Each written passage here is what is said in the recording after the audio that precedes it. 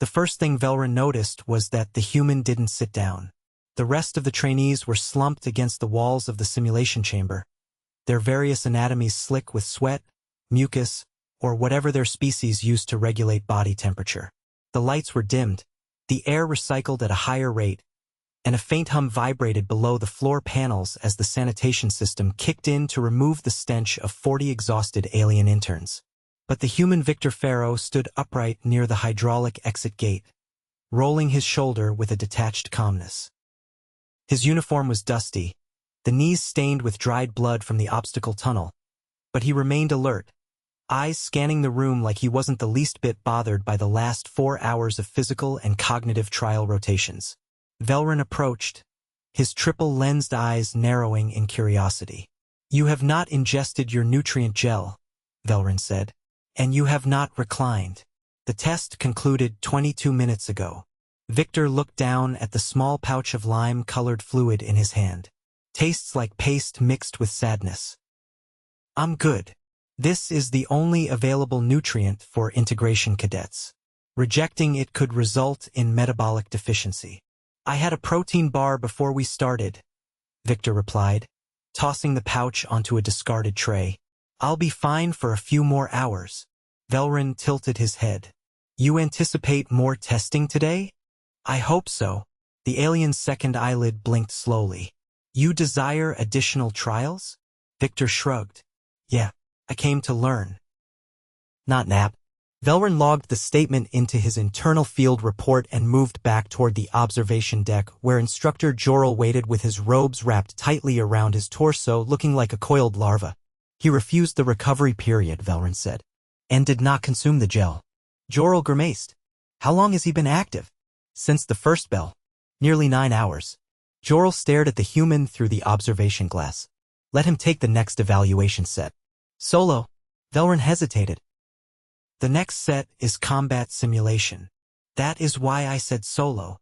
Victor stood in the center of the chamber again 10 minutes later, now in full kinetic armor.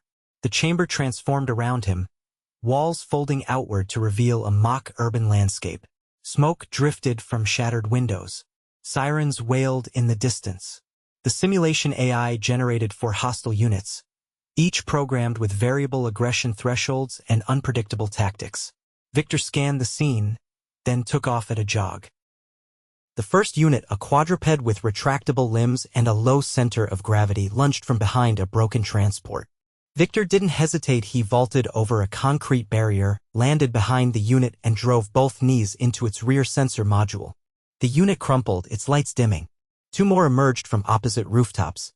One fired a pulse round. Victor ducked under a rusted beam and rolled into a side alley. He grabbed an exposed pipe, ripped it free, and waited. When the first enemy dropped down, he used the pipe like a bat, striking the unit in the joint until it sparked and fell. The second leapt from above, but Victor didn't run. He let it fall toward him, then dropped to one knee and drove his shoulder into its center, flipping it sideways. He pinned it and jammed the pipe into its core. The unit went limp. The final enemy burst through a wall. It was larger, twice the size of the others. Victor didn't retreat. He kept low, weaving through debris. The unit swung a mechanical arm.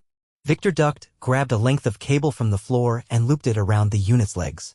He yanked hard. The machine stumbled, and Victor climbed its back, pried open a panel, and disabled it. When the smoke cleared, Victor was panting but upright. "Assessment complete," the AI stated. Victor leaned against a wall and wiped his forehead with his forearm. Jorel and Velrun entered through the rear access hatch. "You have sustained minor lacerations and bruising," Velrun noted. "We recommend medical examination." Victor waved a hand. "Nothing bad. I'll clean it up later." Jorel stepped closer. "You did not disengage. You did not retreat. You did not request assistance." "I figured that was the point," Victor said. "Adapt and overcome, right?" Jorel studied him in silence for a moment. "Report to the medical bay. After that, the endurance simulator." Victor raised an eyebrow. "Straight to endurance?" Jorel nodded. "We need to understand your limits." Victor grinned. "All right." The endurance room was a massive rotating cylinder, its surface lined with shifting terrain modules, slick slopes, gravel pits, sudden inclines. The gravity could be modulated up to 3 times standard planetary levels. Most trainees lasted 30 to 40 minutes before collapsing. Victor lasted nearly 3 hours.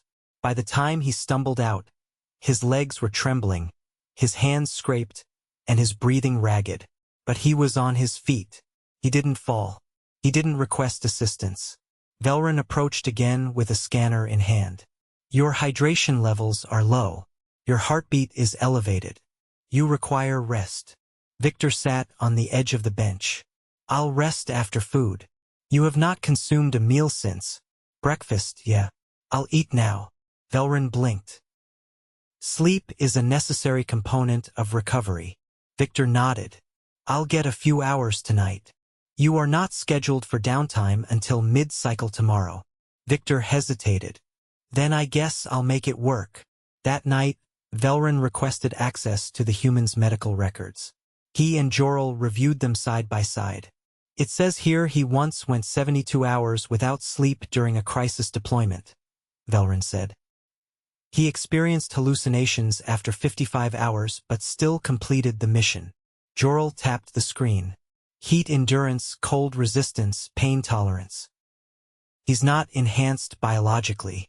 This is natural conditioning. Velrun leaned back, confused. But why? What evolutionary purpose does this serve? Adaptation, Jorel said. Survival on a volatile planet with shifting climates, predators, and unpredictable disasters. Still, Velrun said, even among his species, he is abnormal, which makes him ideal for this program. The next morning, Victor was already in the training yard before any other recruits had arrived.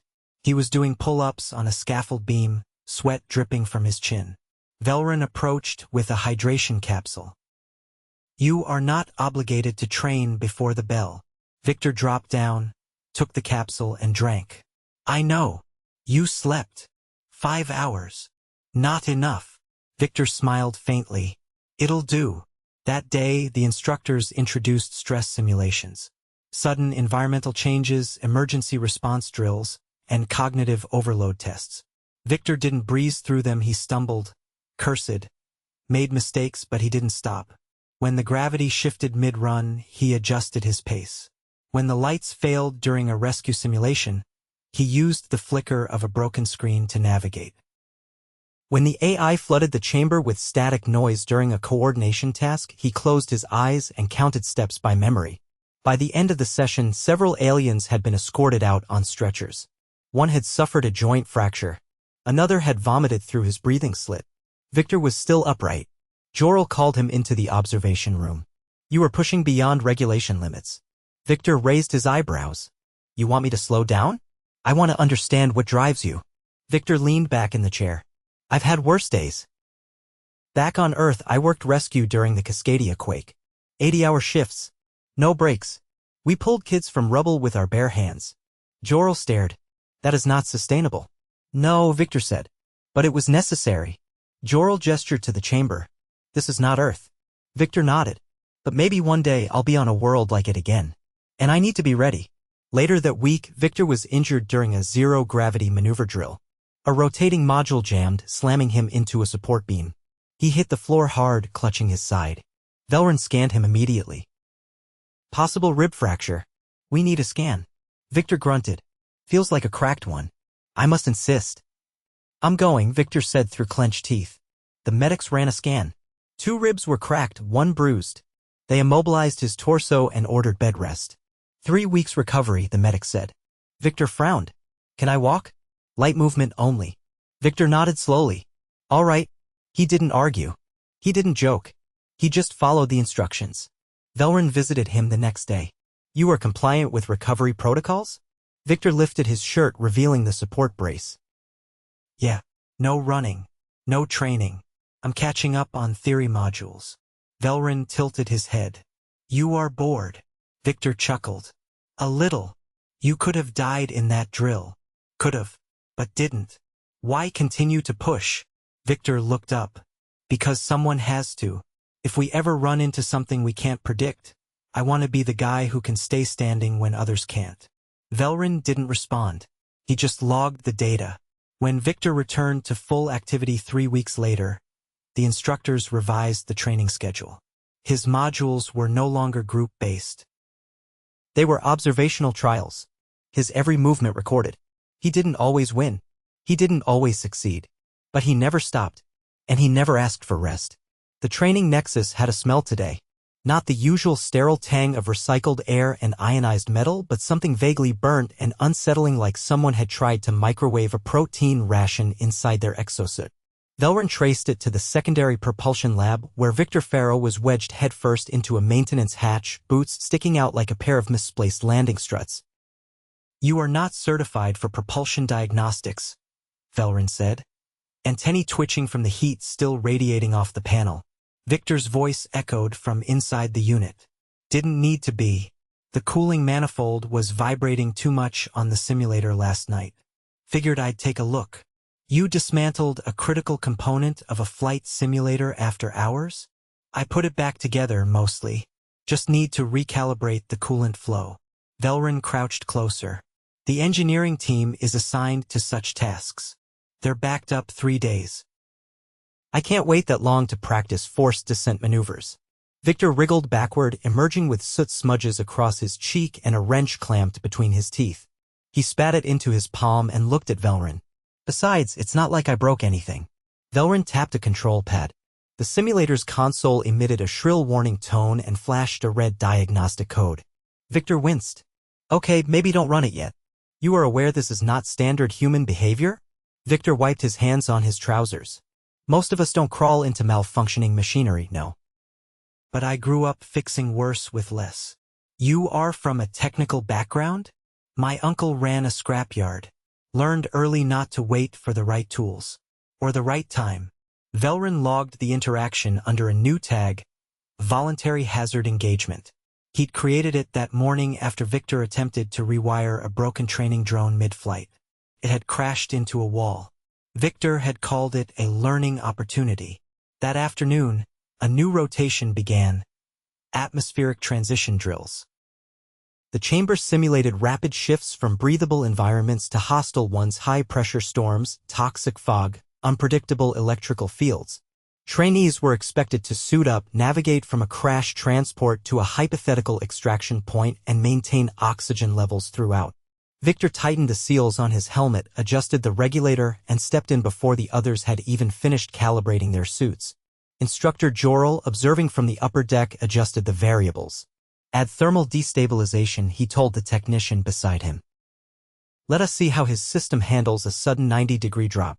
Inside, frost formed on Victor's visor. His breath fogged the inside of the helmet. He didn't slow. He crouched low, shielding his face from simulated wind, and began crawling under the wreckage to reach the beacon's signal. One of the other trainees of Valari with translucent skin collapsed beside a ruptured pipe. Victor noticed and doubled back, dragging the alien behind a shielding panel.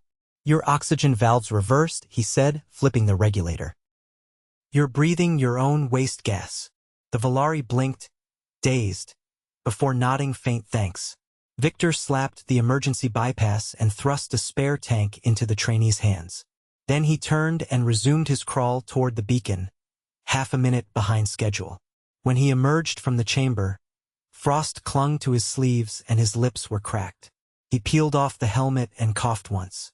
Velrun handed him a warm hydration pack. "You are exhibiting signs of cold exposure." "Just the fingers," Victor said, flexing them. "They'll warm up. You are permitted to refuse assistance in non-critical scenarios." I wasn't gonna leave him in there. He was about to pass out. Velrun's third eye rotated slowly. Most would have prioritized the objective. I did, just a little slower. Later that cycle, Jorel summoned Victor to the briefing mezzanine. It was rare for cadets to be called there without reprimand. Victor entered, brushing dust from his sleeves. "You disobeyed the path protocol during the drill," Jorel said, not looking up from the data slate. "I adjusted based on real-time variables. You modified a safety route." Victor leaned against the railing. The standard path was under a failing beam. Looked like it could drop at any moment. It was a simulation. The beam's structural failure was probabilistic. Victor shrugged. Felt like a bad bet. Jorel set the slate down. "Why do you assume responsibility for others' survival?" Victor frowned. "Because if I don't, who will?" There was no response. Jorel just waved him off. 2 days later, Victor was placed on observation rotation aboard the orbital training platform, where cadets monitored planetary anomalies and responded to simulated emergencies. The rest of the team consisted of 2 Zarnithians and a Skellen species known for methodical analysis and strict adherence to protocol. During the 7th hour of the shift, the alarm blared. A cargo shuttle had lost guidance during docking simulation. The system flagged it as a non-critical failure. The Zarnithians began drafting a routing correction. Victor was already moving. "What are you doing?" the Skellen asked, his neck frill pulsing red. "The simulation has not escalated." Victor was strapping into the response pod. "If it drifts another 30 seconds, it'll knock out the magnetic rail. I'm going to stabilize it manually. You will breach protocol." Victor launched before the argument could continue. The pod latched onto the drifting shuttle. Victor climbed across the hull, magnet boots clinking. He pried open the access panel and rerouted the power manually using a stripped wire and a bolt to bypass the damaged relay. By the time he returned, the Skellen was pacing. "You violated chain of command." Victor unsealed his gloves and kept the rail intact. Jorel was notified. Instead of punishment, he assigned Victor to the deep field drill next cycle. At first light, Victor stood at the edge of the canyon module. The terrain stretched for miles, uneven, exposed, and embedded with sensors.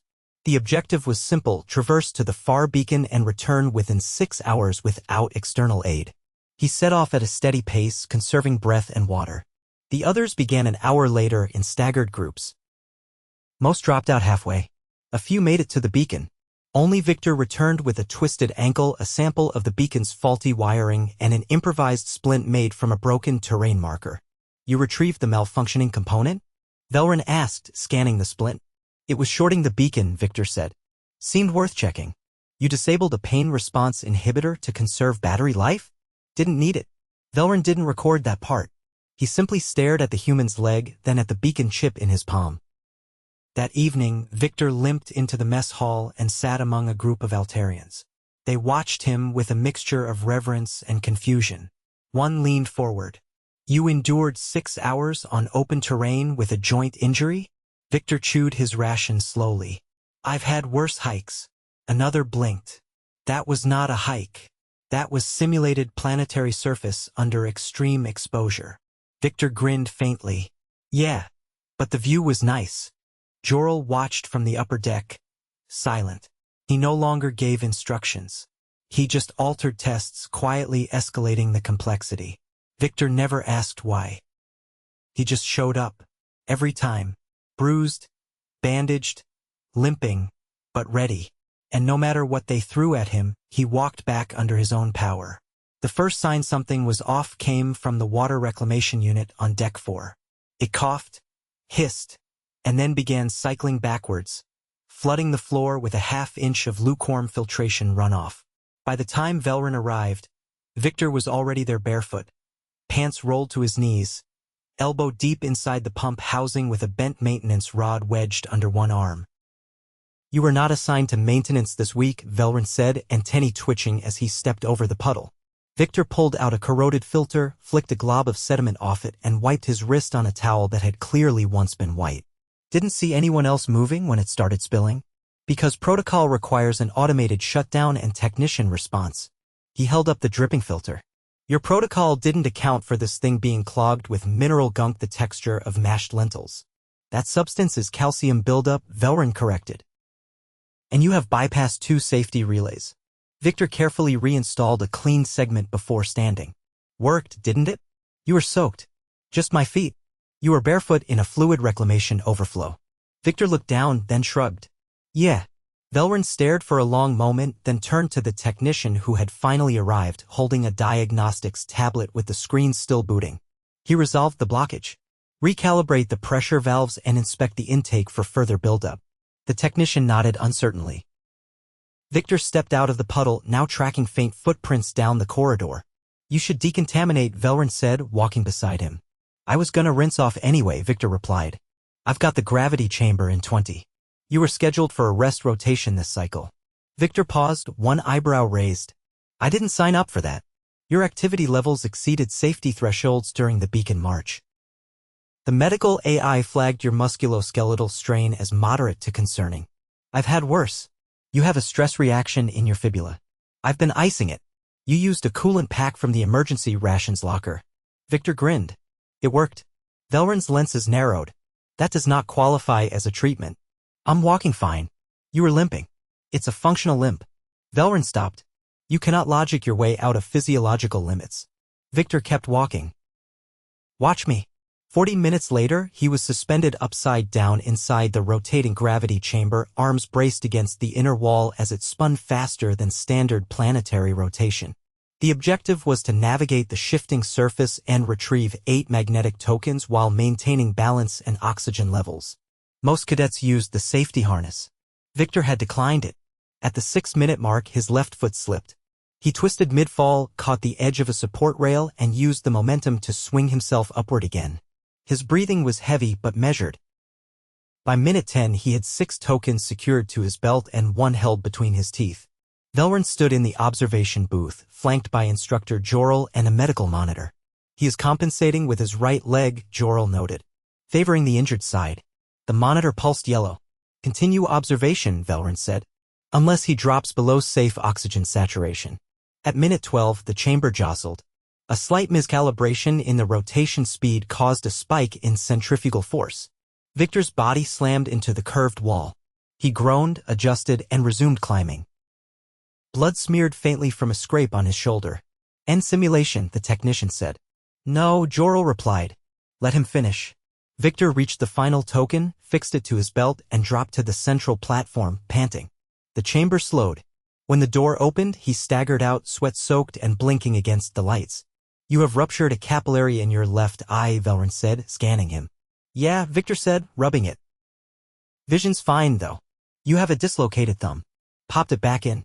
Your blood pressure is elevated and your hydration levels are low. Victor took the offered drink pouch and chugged it in 3 gulps. Jorel approached. You could have exited at any time. Victor wiped his mouth. Wouldn't have learned anything if I had. You nearly compromised the chamber's balance. I adapted. You took unnecessary damage. Victor looked up. I'm still here. Jorel held his eyes for a long moment, then turned and walked away. 2 days later, Jorel summoned Victor to the observation dome. They stood side by side, looking out at the training grounds below red sand, staggered towers, and a simulated atmosphere with 2 suns. No drills, no alarms, just silence. You have completed all trial modules ahead of schedule, Jorel said. Victor folded his arms. I didn't know there was a schedule. There was. You ignored it. I just showed up for whatever was next. You exceeded every physical parameter. You compromised safety standards. You treated the limits of your body as optional.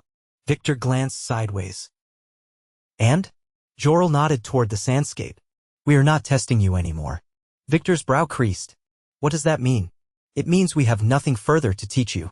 Victor exhaled slowly. So that's it. Velryn entered the dome behind them, a data slate in hand. You will be transferred to the Interplanetary Coordination Wing, Velryn said. You'll assist in preparing joint species teams for deployment scenarios. Victor nodded once. All right. Jorel didn't move. You do not seem satisfied. Victor tilted his head. You ever get the feeling that the hard part wasn't the test? Jorel didn't answer. That evening, Victor packed up the small locker he'd been assigned. It wasn't much, just a few thermal shirts, 2 pairs of boots, and a crumpled photo of a mountain range that didn't exist on any mapped world in this sector. He folded everything, closed the locker, and looked around once before walking out. Down in the recovery wing, Velryn reviewed Victor's final records. He paused over the scan from the gravity chamber.